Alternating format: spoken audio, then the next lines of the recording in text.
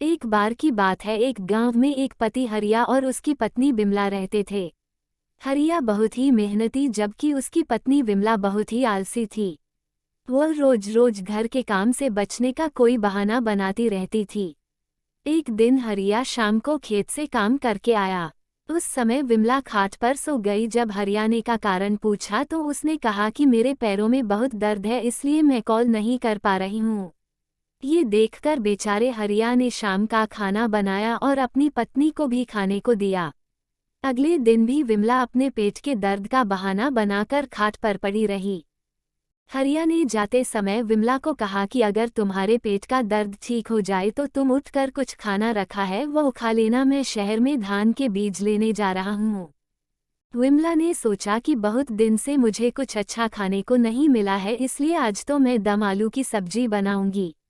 ये कहकर वह दम आलू की सब्जी बनाने लगी। रास्ते में हरिया जा ही रहा था तो उसको गांव का मुनीम मिला।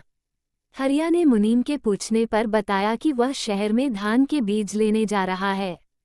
मुनीम ने हरिया को कहा कि तुम इतनी दूर शहर में केवल धान के बीज लेने जा रही हो, तुम कल तक रुको, कल शाम को आकर मेरे पास से कुछ धान के बीज ले लेना।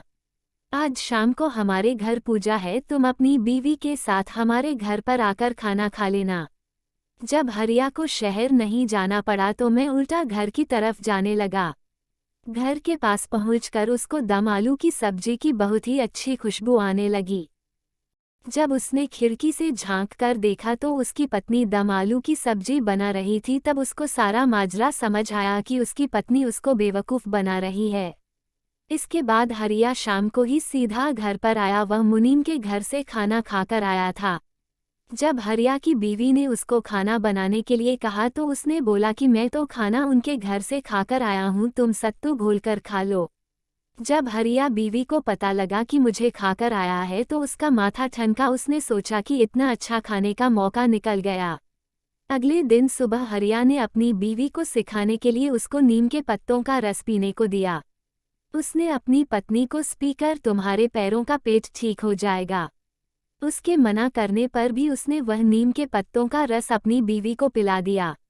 उसने अपनी पत्नी के खाने के लिए लौकी की सब्जी बनाकर रख दी और कहा कि जब भी भूख लगे तब उठकर खा लेना।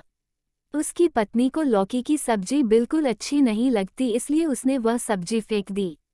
वह तो अच्छा खाना बनाकर खाना चाहती थी, लेकिन जब उसने देखा कि कुछ भी सब्जी नहीं है तो उसे अपनी गलती का एहसास हुआ।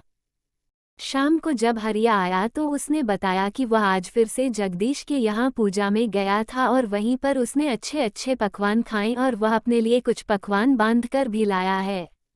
उसने अपनी पत्नी को फिर से सत्तू घोलकर खाने के लिए कहा।